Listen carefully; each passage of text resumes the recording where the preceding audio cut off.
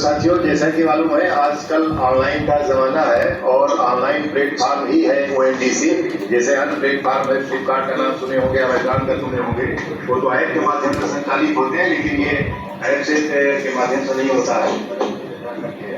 तो और इसमें शायद संभवतः कोई शुल्क भी नहीं लगता है पंजीकरण में। तो हमारे बीच में वर्मा जी है, रामपुर से FPO चलाते हैं और आपने पंजीकरण कहाँ भी रखा है, तो आपके अनुभव का लाभ लेते हुए मैं अनुरोध करूंगा कि ONDC क्या है और इसमें किस तरह से पंजीकरण हो सकता है, इसके बारे में हमारे FPO के बारे में कुछ जानकारी देने का। सभी को नमस्कार। मैं अमित वर्मा और रामपुर डिस्ट्रिक्ट FTC से। तो अभी सारे सर्टिफिकेशन के बारे में बात हुई, लाइसेंस में ये सब हम लोग तैयारी कर रहे हैं कि कैसे अपने प्रोडक्ट को बाजार में लाएं, तो इसे फॉरवर्ड लिंकेज कहते हैं। तो ONDC इसमें भारत सरकार का एक नेटवर्क है जिसका मतलब है open network for digital commerce. एक ऐसा नेटवर्क, एक ऐसा प्लेटफॉर्म जहां छोटे से छोटा कारोबारी जो अपने घर से काम कर रहा है वो भी अपना प्रोडक्ट पैकेट में बंद करके कुछ उनकी टर्म्स एंड कंडीशन के हिसाब से बाजार में ला सकता है। इसमें सबसे अच्छी बात यह है कि जितने भी और ई-कॉमर्स प्लेटफॉर्म हैं उनमें 18 से 30% तक हमारा मार्जिन वो लोग ले जाते हैं और ONDC पर अभी वो हमको बच जाता है, जो एक बहुत बड़ा मार्जिन है। ये बेसिकली वाणिज्य और उद्योग मंत्रालय के तहत एक आंतरिक व्यापार संवर्धन विभाग है जिसको DPNIT कहते हैं। उन्होंने एक NGO बनाया है जो सेक्शन 8 कंपनी है, तो इनका अपना कोई खर्चा नहीं है। Next slide.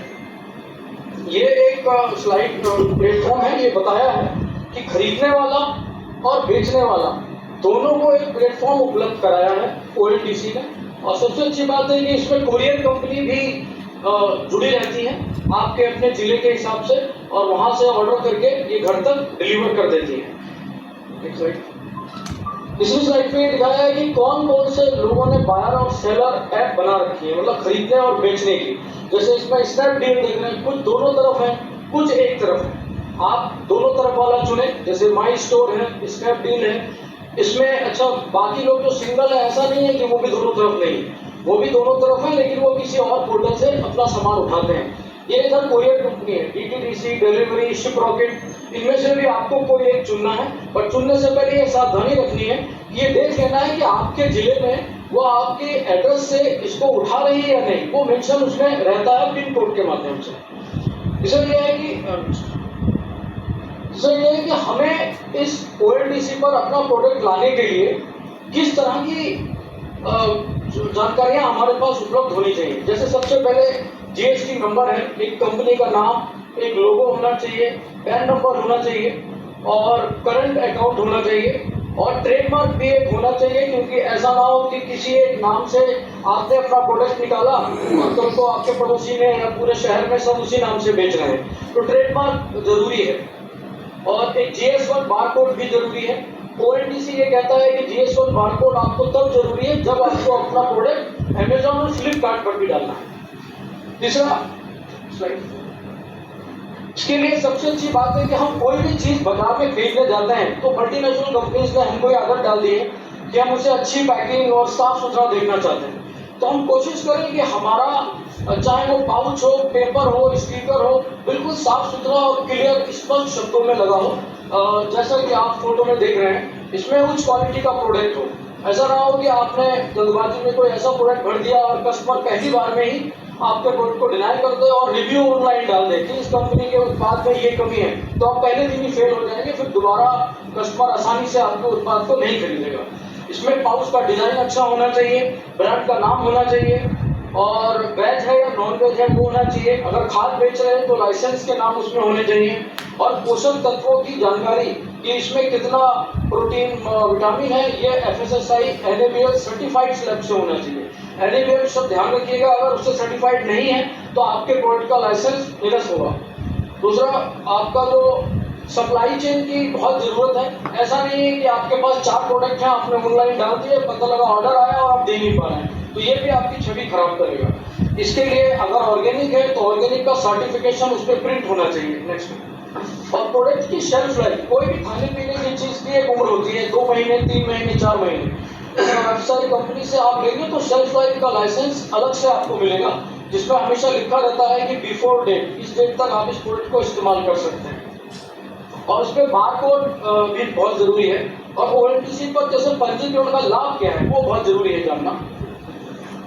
सर आप अपने प्रोडक्ट को अधिक से अधिक लोगों तक पहुंचा सकते हैं। एक छोटी सी जगह से काम करके पूरे इंडिया में इसको पहुंचा सकते हैं। तो ये आपको ध्यान रखना है कि किस तरह की गुणवत्ता आपको रखनी है। आपकी डिजिटल उपस्थिति बहुत कम कीमत में हो जाएगी, आपका मार्केटिंग का खर्चा बहुत कम होगा, और सबसे बड़ी बात है कि त्वरित प्रक्रिया है आपके प्रोडक्ट को दुनिया जाने। नेक्स्ट, इसके लिए आवश्यक दस्तावेज यही है कि व्यवसाय का विवरण, नाम, उसका प्रकार, पंजीकरण संख्या, आपका सर्टिफिकेशन पे जो डिटेल दी है वो, KYC, पैन, आधार, बैंक खाता, उत्पाद की जानकारी, फोटो सूची, ये सारी चीजें आपके सामने होनी चाहिए जब आप रजिस्ट्रेशन करने बैठेंगे। अब ये है कि रजिस्ट्रेशन करें कैसे। सब बहुत सरल प्रक्रिया है और बिल्कुल फ्री है, और कभी भी कोई समस्या आएगी तो आप हमारे से भी पूछ सकते हैं। जैसे ONDC की आधिकारिक वेबसाइट पे जाएं, रजिस्टर बटन दबाएं, और उसमें डिटेल्स सामने खुलनी शुरू हो जाएगी कि आपके FPO का नाम क्या है, आपकी कंपनी का नाम क्या है, और पूरी की पूरी जानकारी आप इसमें भर सकते हैं। सावधानी सिर्फ ये रखनी है कि जो आपका डिलीवरी पार्टनर है वो बहुत सावधानी से चुनना है, नहीं तो वो सारी प्रक्रिया बेकार हो जाएगी। और उसके बाद फॉर्म सबमिट कर दें। सबमिट करने के बाद सत्यापन प्रक्रिया है। सत्यापन प्रक्रिया में वो सारे आपके जांचेंगे कि आपके जो डॉक्यूमेंट है वो सही है। दूसरी एक महत्वपूर्ण चीज कि आपका प्रोडक्ट फिजिकली आपके हाथ में लेकर एक फोटो जरूर डालना होता है, क्योंकि कुछ लोग सिर्फ इमेज बनवा के डाल देते हैं और प्रोडक्ट उनके पास होता नहीं, इसकी वजह से वो उसको कैंसिल कर देते हैं। और उसके बाद मेल या SMS के थ्रू आपको सूचना आ जाएगी। उसके बाद एक डैशबोर्ड क्रिएट हो जाएगा।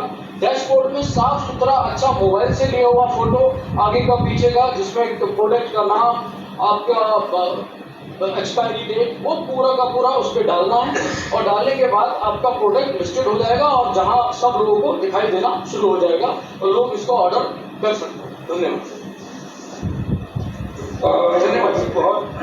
बहुत सुंदर जानकारी आपने दी है, और आज के समय में ई-मार्केटिंग का बहुत महत्व है और FPOs के लिए ये बहुत ही महत्वपूर्ण जानकारी है। और ये आजकल हमारे बहुत सारे FPOs ऐसे हैं जो ट्रेड कर रहे हैं इसका, बहुत सारी चीज़ों का, चाहे खाद्य पदार्थ हो चाहे अन्य कोई सामग्री हो, सभी का ट्रेड कर रहे हैं।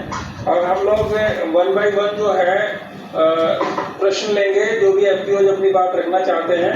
अनुरोध ये है कि जनपद के अधिकारी की इस बात को ध्यान में रखें कि अनुशासन